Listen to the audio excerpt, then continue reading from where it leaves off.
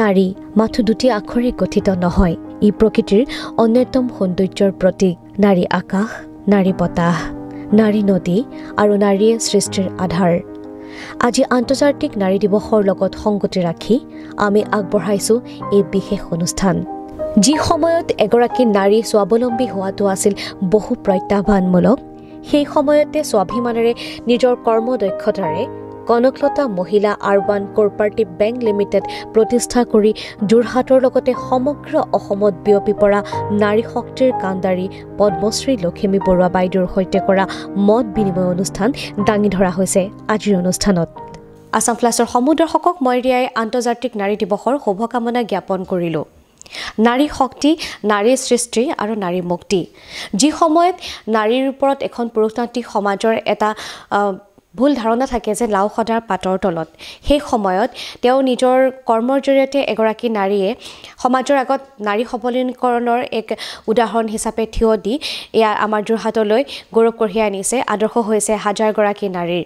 এয়া আমাৰ মাজত আছে পদ্মশ্ৰী লখিমী বৰুৱা বাইদেউ। আজি আমি বাইদেউৰ পৰা জানিম যে বাইদেউৰ আদৰ্শৰে আদৰ্শিত হৈ কেনেকৈ এগৰাকী নাৰী ওলাই আহিব পাৰে আজিৰ সমাজলৈ। আমি বহুতো কথা পাতিম। পোনপ্ৰথমে আমি বাইদেউক স্বাগতম জনাইছোঁ। ধন্যবাদ। আমিও মোৰ ফালৰ পৰাও আপোনালোকক ধন্যবাদ জ্ঞাপন কৰিছোঁ। বাইদেউ, আপোনাৰ দৰে এগৰাকী নাৰী আমাৰ গৌৰৱ, আমাৰ ভূষণ বুলি ক'লেও বঢ়াই কোৱা নহ'ব। গতিকে আমি আপোনাৰ পৰা জানিম যে আপোনাৰ এই যি জয়যাত্ৰা, আজি আপোনাক অসমলৈ আপোনাৰ ওপৰত গৌৰৱান্বিত যে পদ্মশ্ৰী লখিমী বৰুৱা বাইদেউ হিচাপত, আৰু তাৰ আঁৰত আপোনাৰ যি সুদূৰ জয়যাত্ৰা আছিলে, সেই জয়যাত্ৰাৰ আঁৰৰ কাহিনীখিনি আমি আৰম্ভণি আপোনাৰ পৰা জানিব বিচাৰিছোঁ। হয়, আচলতে মোৰ সৰুকালৰ পৰাই এটা ইচ্ছা বেলেগ ফালে ঢাল খাইছিলে, আৰু নিজে বহুত ফাইনেন্সিয়েল হেৰিয়াত অসুবিধাত পৰি মোৰ নিজৰ বহুত অভিজ্ঞতা হৈছে, আৰু সেই সৰুকালৰ অভিজ্ঞতাই মোক এতিয়ালৈকে সৈতে বাট দেখুৱাই লৈ আহিছে। প্ৰথম কথা, মই নিজে কিছুমান অসুবিধা ভোগ কৰিছিলোঁ, কাৰণ অৰ্থনৈতিকভাৱে আমাৰ পৰিয়ালটো সক্ষম নাছিল, আৰু অৰ্থনৈতিকভাৱে সক্ষম নোহোৱাৰ কাৰণে কিছুমান ৰাস্তা খুলি ল'বৰ কাৰণে নিজে চিন্তা কৰিছিলোঁ।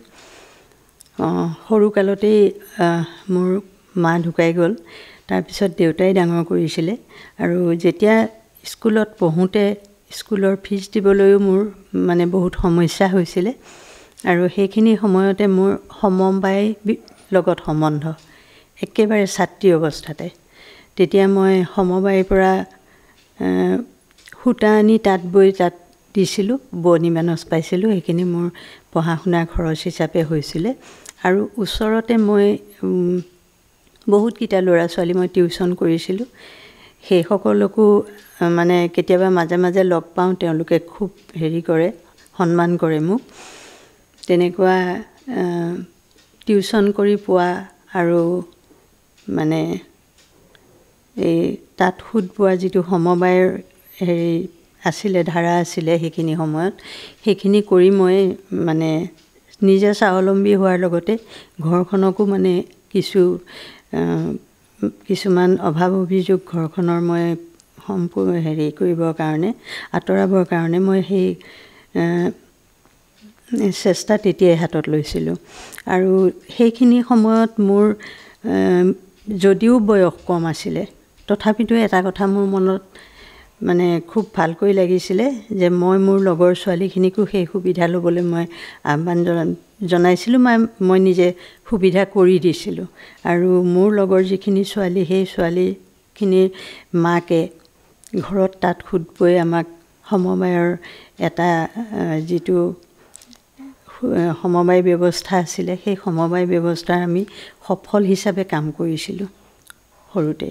আৰু সেই তেতিয়াৰে পৰাই মোৰ এখন সদায় সংঘাত চলি আছিলে মনত, আৰু তাৰ ফলস্বৰূপে মই কলেজত এটা বছৰ পঢ়িয়ে মোৰ শিক্ষা সামৰি ল'বলগীয়া হৈছিলে।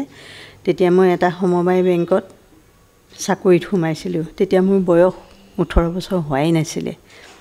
গতিকে সেইখিনি সমবায়ত তেতিয়াৰ পৰাই মোৰ মানে সমবায়ৰ ওপৰত আস্থা আৰু বিশ্বাস। তাৰমানে আমি ক'ব পাৰোঁ যে স্বাৱলম্বিতাৰ আপোনাৰ যি ধাৰা সেয়া 18 বছৰ বয়সৰ পৰাই আৰম্ভ হৈছিলে, হয়নে? আগৰ পৰা হৈছিলে, তাতকৈও আগৰ পৰা হৈছিলে, কিন্তু সেইটো ধৰি ল'ব পাৰি আৰু 18 বছৰ বুলি, কিন্তু তাতকৈও আগৰ পৰা হৈছিলে। আৰু সেই সমবায়ৰ যোগেদি যে মানুহখিনি উপকৃত হৈছিলে সেই কথাটো মোৰ দেখি খুব ভাল লাগিছিলে। তেওঁলোকে তাত সুত বয়, বোৱনি পায়, নিজৰ ঘৰখনৰ অৱস্থা টনকিয়াল কৰে, ল'ৰা ছোৱালী পঢ়ায়। গতিকে সেইখিনিত মই বুজি পাইছিলোঁ যে সমবায়ৰ খুব নিষ্ঠা আৰু মানে ধৈৰ্য সহকাৰে যদি কাম কৰা যায় তেতিয়াহ'লে সেইখিনি নিশ্চয় আমি আমাৰ অসুবিধাবিলাক আঁতৰাব পাৰোঁ। বাইদেউ, জীৱন বৰ অনুপম, কিন্তু এই অনুপম জীৱন যেতিয়া আপুনি কষ্ট নকৰে বা সংগ্ৰামৰ যদি আপুনি সন্মুখীন নহয়, সেই জীৱনৰ মাদকতাও নাথাকে। কিন্তু এগৰাকী নাৰী হিচাপে আপুনি খুব কম ফুলকুমলীয়া বয়সৰ পৰাই যথেষ্টখিনি এটা ডাঙৰ সপোন লৈ পেলাই আগবাঢ়ি গৈ আজি এনেকুৱা এটা পৰ্যায় পাইছেগৈ যে আদৰ্শ হিচাপে হেজাৰগৰাকী থিয় হ'ব আপোনাক চকুৰ সন্মুখত লৈ। গতিকে এই সংগ্ৰামখিনি আমি অকণমান জানিব বিচাৰিম আপোনাৰ পৰা। সংগ্ৰামখিনিতো মোৰ সৰুকালতেই আৰম্ভ হৈছিলে, গতিকে মই কৈছোঁ এই কলেজত শিক্ষা আধাতে সাং কৰিবলগীয়া হৈছিলে। কিন্তু মোৰ মনত অদম্য হেঁপাহ আছিলে মই যাতে গ্ৰেজুৱেশ্যনটো, মিনিমাম কোৱালিফিকেশ্যন গ্ৰেজুৱেশ্যন বুলিয়ে মই তেতিয়াৰ ধাৰণা আছিলে।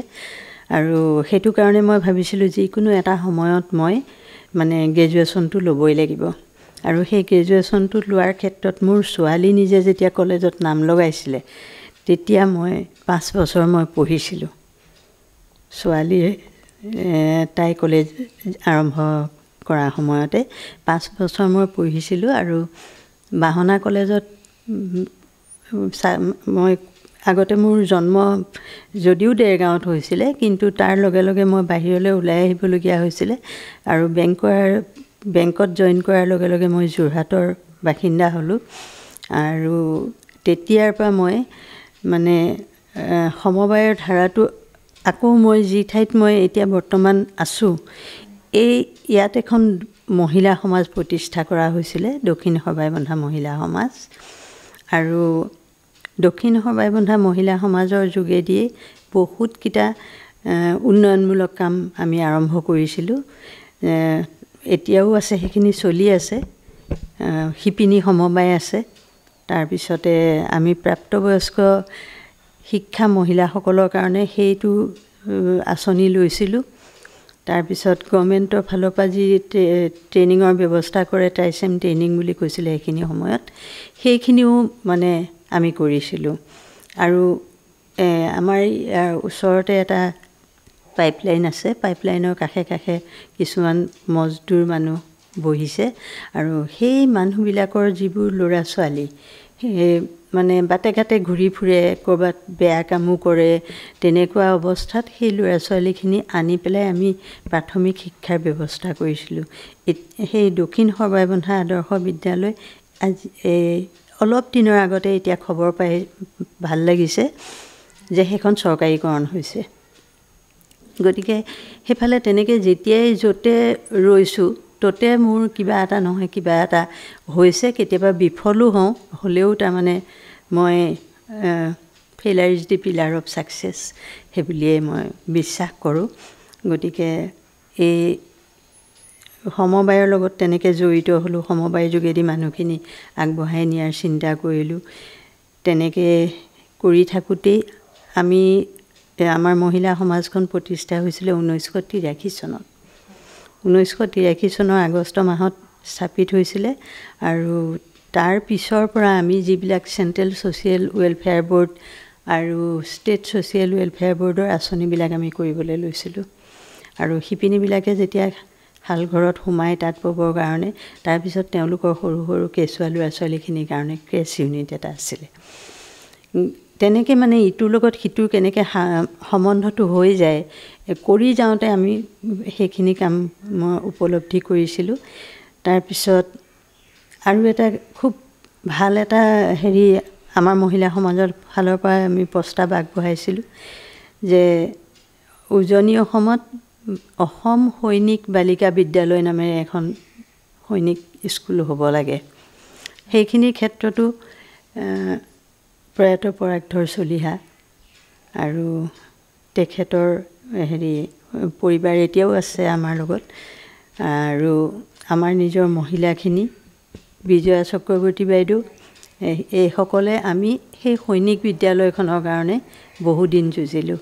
কিন্তু বহুত টেকনিকেল অসুবিধা থাকে, সেইকাৰণে সেই অসুবিধাবিলাকৰ কাৰণে আমি বিফল নহ'লগৈ।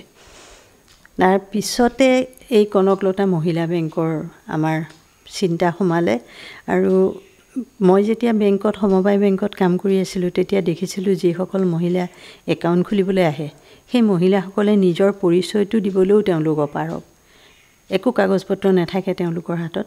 গতিকে সেই তেনেকুৱা মহিলাসকলক স্বাক্ষৰো কৰিব লগা হৈছিলে, আৰু তেওঁলোকৰ একাউণ্ট খুলিবলৈ অন্য বেংকত যেতিয়া গৈ বিফল হৈছিলোঁ তেতিয়া অলপ বেছিকৈ ভাবিলোঁ। মানে আমাৰ সেইটো এটা অকণমান হ'ল, আৰু জোৰটো আহি গ'ল মনলৈ যে অৰ্থ সামাজিক দিশত মহিলাখিনি আগবঢ়াই নিব পাৰিলে পিছৰখিনি তাৰমানে সম্ভৱ হৈ যাব। গতিকে সেই অতি জৰুৰী অৰ্থনৈতিক ভাৱে আমাৰ মহিলাসকলক সবলীকৰণ কৰাটো, সেই সম্পৰ্কত আমি বহুতখিনি মিটিং পাতিলোঁ, বহুত মহিলাক লগ কৰিলোঁ, আৰু বহুতে আমাক সঁহাৰি জনালে। বহুতে আমাৰ ওপৰত বিশ্বাস নাই বুলি কৈছিলে যে সমবায় এনেকুৱা সমবায় খণ্ডতনো এটা বেংক হ'ব পাৰেনে, বা হ'লেই যেনিবা সেইটো মহিলাই পূৰা চলাব পাৰিবনে, এনেকুৱা ধৰণে তেওঁলোকৰ মনত সংশয় হৈছিলে। কিন্তু সাধাৰণ যিখিনি মহিলা, সেই মহিলাসকল আকৃষ্ট হৈছিলে যে আমি এটা নতুন কাম হাতত লৈছোঁ, আৰু সেই নতুন কামটো যিকোনো উপায়ে আমি সম্ভৱ কৰিবই লাগিব। সেইকাৰণে আমাৰ কনকলতা মহিলা বেংকৰ কাৰণে পাৰ্মিশ্যন পাবলৈকে আমি 8 বছৰ ৰ'ব লগা হৈছিলে। অৱশেষত আমাৰ পাৰ্মিশ্যনো আহিলে, আৰু 1998 আমি বেংকটোক পঞ্জীয়ন কৰিবলৈ আমাক অসম চৰকাৰে দিলে, আৰু আমি সেই বেংকটো ৰিজাৰ্ভ বেংকে আচলতে পাৰ্মিশ্যন দিয়ে। ৰিজাৰ্ভ বেংকৰ পাৰ্মিশ্যন পোৱাৰ পিছত আমি সেই বেংকটো আমি আৰম্ভ কৰিলোঁ, আৰু কৰাৰ পিছত লাইচেঞ্চৰ কাৰণে বেংকটো যদি চলিবলৈ হয় লাইচেঞ্চখন বৰ দৰকাৰ, নহ'লে কৰিব নোৱাৰে। গতিকে সেই লাইচেঞ্চৰ কাৰণে আমাক কিছু টাৰ্গেট দিলে, 1000 গৰাকী মহিলা লাগিব, আৰু মানে ৰেহাই ব্যৱস্থাত আমাক 8,34,000 টকা কেপিটেল কৰিবলৈ ক'লে। সেইটো আমাৰ সন্মুখত ডাঙৰ প্ৰত্যাহ্বান হৈ আহিলে, কাৰণ এগৰাকী মহিলাক বুজাই বঢ়াই, আৰু মানে সমবায়ৰ ভিত্তিত যিহেতু হৈছে, গতিকে সেইখিনি আৰু কষ্ট কৰিব লগা হ'ল। সমবায় ভিত্তিত আমি প্ৰমোটাৰ সংগ্ৰহ কৰিলোঁ। ৰিজাৰ্ভ বেংকৰ যিটো নিৰ্দেশনা, সেই পইচাটোতকৈ আমি বেছিয়ে কেপিটেল কৰিব পাৰিলোঁ অকণমান। আমি 8,46,000 টকা কেপিটেল, আৰু 1000 গৰাকী মেম্বাৰ লাগিছিলে। আমি 1500 গৰাকী মেম্বাৰৰ পৰা আমি সেইখিনি সংগ্ৰহ কৰিছিলোঁ। এতিয়া 1500 গৰাকী মেম্বাৰ যেতিয়া হৈ গ'ল বেংকৰ, তেতিয়া বেংকটোক ৰিজাৰ্ভ বেংকে লাইচেঞ্চ দিলে। এইটো মানে অসমৰ প্ৰথম মহিলা বেংক, আৰু অসমৰ প্ৰথম মহিলা বেংকটোৱে ৰিজাৰ্ভ বেংকৰ লাইচেঞ্চ লৈ বেংক এটা প্ৰতিষ্ঠা কৰি আগবঢ়াই নিয়াটো সেইটো এটা ডাঙৰ কাম বুলিয়ে ভাবিছোঁ, ডাঙৰ প্ৰত্যাহ্বান। গতিকে সেইখিনি সময়তো আমি যিকেইগৰাকী আমাৰ দক্ষিণ সৰবাই বন্ধাৰ মহিলাসকলে আমি নিজে প্ৰতি ঘৰে ঘৰে দুৱাৰে দুৱাৰে গৈ আমি 100 টকীয়া শ্বেয়াৰ বিক্ৰী কৰি 8,46,000 কৰোঁতে আমাৰ অকণমান সময় লাগিছিলে। মানে 3 মাহ সময় দিছিলে ৰিজাৰ্ভ বেংকে, গতিকে আমি 3 মাহ সময়ৰ ভিতৰত নোৱাৰিলোঁ, কিন্তু 9 মাহ দুবাৰ এক্সটেনশ্যন লৈ 9 মাহ সময়ৰ ভিতৰত আমি লাইচেঞ্চ পাবলৈ সক্ষম হ'লোঁ। লাইচেঞ্চ পোৱাৰ পিছত মানুহে মানে জমা থ'বলৈ যদি কোনোবা আহিছে সেইখিনি সময়ত, বা শ্বেয়াৰ টেয়াৰ ল'বলৈ যদি কোনোবা আহিছে, তেতিয়াহ'লে সেই মানুহখিনিক বহুত বুজাবলগীয়া হৈছিলে, কাৰণ তেওঁলোকে কিছুমান এনেকুৱা মানুহ আছিলে যে আমাৰ তেতিয়া বেংকটো 4 নম্বৰ ৱাৰ্ডৰ পিছফালে জিলা মহিলা সমিতি কাৰ্যালয়ত আছিলে গতিকে তাত আমাৰ এটা ফেমিলি কাউন্সেলিং চেণ্টাৰ আৰু এই মহিলা বেংকৰ কাম সেই কাম কাজ কৰিবলৈ আমি হেতু ঘৰ মহিলা সমাজ দক্ষিণ সবাইমনা মহিলা সমাজে এই জিলা মহিলা সমিতিৰ আণ্ডাৰত সেই ঘৰটোতে সেইখিনি কাম কৰিবলৈ আমি আৰম্ভ কৰিছিলোঁ তাৰ পিছত প্ৰথমতে মানুহে যেতিয়া জমা থবলৈ আহে খুব সন্দেহৰ হেৰিয়াত আহে মানে আৰু তথাপিতো তাৰ মাজতো আমি পাইছিলোঁ 4 নম্বৰ ৱাৰ্ড স্কুলত বহুত কিগৰাকী মহিলাই নিজৰ ল'ৰা ছোৱালী থবলৈ আহে আৰু থবলৈ আহি পিছত তেখেতসকল আমাৰ মহিলা সমাজৰ এই হেৰিখিনি কামখিনিলৈ আহে আৰু তেতিয়া তেখেতসকলক আমি প্ৰথমতে খুব কম মানে কিস্তিৰে সৈতে ৰেকাৰিং ডিপজিট আৰম্ভ কৰিলে ছেভিংছ আৰম্ভ কৰিলে কিন্তু তেওঁলোকে সেই ৰেকাৰিং যে আৰম্ভ কৰে বা ছেভিংছটোহে কৰে সেইখিনি ঘৰত নকয় মহিলাসকলে তেখেতসকলক যিটো হাত খৰচ দিয়ে তাৰ পৰা বচাই পেলাই তেওঁলোকে একাউণ্ট খুলিছিলে তেনেকৈ এটা দুটা তিনিটা মেচিউৰিটি লোৱাৰ পিছত যেতিয়া ঘৰত দুপদ বস্তু তেওঁ গোটাই গৃহিণীগৰাকীয়ে তাৰপিছতহে লগত গৃহস্থক লৈ আহে আৰু গৃহস্থক লৈ আহি তেতিয়া গৃহস্থও সন্মত হয় যিটো পজিটিভ লাইনত যেতিয়া হৈ আছে গৈ আছে পইচাখিনি মানুহে সময়মতে পায় সেইখিনি কৰি তেওঁলোকে তেতিয়া লগত যেতিয়া গৃহস্থ আহে গৃহস্থই আমি যদি ক'ৰবাত 200 টকীয়া একাউণ্ট এটাহে হয়তো খুলিবলৈ জোৰ কৰোঁ কিন্তু তেখেতে নিজেই কেনেবাকৈ অকণমান বেছি কৰি কেনেকৈ 500 টকাৰ এটা খোলোঁ তেনেকুৱা এটা ধাৰণা মানুহখিনি মনত আহি গৈছিলে বাইদেউ সাংসাৰিক জীৱনৰ পাছত এগৰাকী নাৰীৰ জীৱনটো সম্পূৰ্ণৰূপে সলনি হয় কাৰণ তেওঁলোকে ঘৰুৱা পৰিবেষ্টনীত ঘৰুৱা জঞ্জালৰ পাছত স্বাৱলম্বী হ'বলৈ ওলাই অহাটো সাম্প্ৰতিক প্ৰেক্ষাপটত কিমান প্ৰয়োজনীয়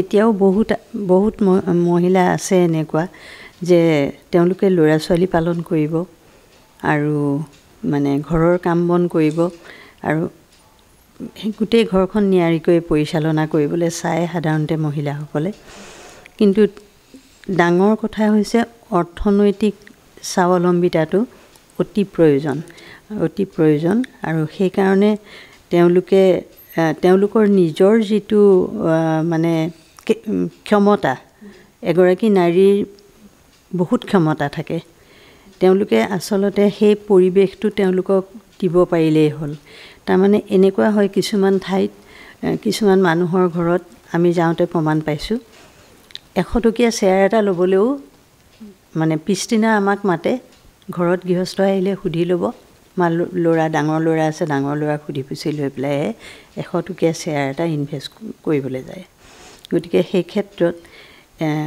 এতিয়া বহুত মহিলা মানে আগবাঢ়িলে সেইটো পৰ্যায়তকৈ বহুত আগবাঢ়ি আহিলে এতিয়া কাৰণ সমানে হাজবেণ্ড এণ্ড ৱাইফ দুয়ো ওলাই যায় চাকৰিলে এতিয়া সেইখিনি নিজৰো কিছুমান প্ৰচেষ্টা লাগিব মানে সময়মতে খাবলৈ খোৱা বোৱাটো সময়মতে শেষ কৰিলে গতিকে তেওঁ আজৰি হৈ গ'ল কিন্তু আগৰ দিনত এনেকুৱা হয় গোটেই ঘৰখনত সব কামতে মানে মহিলাগৰাকীয়ে বেছি ব্যস্ততা আৰু খেতি বাতিৰ ক্ষেত্ৰতো মহিলাগৰাকীয়ে বহুত কৰিব লগা হয় সেইকাৰণে তাৰমানে এতিয়া কিছুমান হৈছে কি যিকোনো ধৰণৰ সুবিধা মানে তেওঁলোকে ল'বলৈ আগবাঢ়ি আহিব পৰা হৈছে বিশেষকৈ তেওঁলোকে নিজেও বুজি পাইছে যে অৰ্থনৈতিক স্বাধীনতাটো স্বাৱলম্বিতাটো আমাৰ যদি নাথাকে তেতিয়াহ'লে ঘৰত এগৰাকী মহিলাৰ স্থানটো কিমান মানে নিম্ন কাপৰ হ'ব পাৰে কিন্তু যদিহে সেই মহিলাগৰাকীয়ে তেখেতৰ যিখিনি কাম কৰা কেপাচিটি থাকে সেইখিনিৰে যদি অন্য তেওঁলোকে উৎপাদনৰ জৰিয়তে ঘৰখনক সকাহ দিব পাৰে তেতিয়া সেই মহিলাগৰাকী মানে ঘৰখনৰ স্থানটো লাহে লাহে বহুত আনি কৰিব পাৰে গতিকে সেইটো লাগে আৰু শিক্ষাবিলাক আগতে ছোৱালী হৈছে বিয়া দিব লাগিব আৰু 2 শ্ৰেণীমান পঢ়ক তেনেকুৱা এটা ব্যৱস্থা সেইটোৰ এতিয়া বহুত সলনি হৈছে মানে সমানে ল'ৰা হওক ছোৱালী হওক সমানে তেওঁলোকৰ আগবাঢ়ি যোৱাৰ প্ৰেৰণা পাইছে। বাইদেউ, আপোনাৰ জীৱন সংগ্ৰামৰ বিষয়ে আমি শুনিলোঁ। আপোনাৰ ফুলকুমলীয়া বয়সৰ পৰা পদ্মশ্ৰী লখিমী বৰুৱালৈকে সৈতে আপোনাৰ যি জীৱন যাত্ৰা, সেয়া হাজাৰগৰাকী নাৰীৰ বাবে আদৰ্শ হৈ ৰ'ব। শেষত কি ক'ব? শেষত মানে পিতৃ মাতৃয়ে আচলতে কন্যা সন্তানক অৱহেলা কৰিব নালাগিব। তেওঁক উপযুক্ত শিক্ষাৰে শিক্ষিত কৰি তুলিব লাগিব। এগৰাকী কন্যা সন্তানক মানে সুশিক্ষিতা কৰি আৰু তেওঁৰ সকলো ধৰণৰ যোগ্যতা মানে প্ৰকাশ পোৱাৰ পিছত বিয়া বাৰু দিয়াৰ কথা চিন্তা কৰিব লাগে সেইটো। গতিকে তেওঁলোকৰো যে এটা অদম্য হেঁপাহ থাকে পঢ়া শুনা কৰি কিবা এটা কৰিবলৈ, আজিকালি বহুতেই কৰিছে।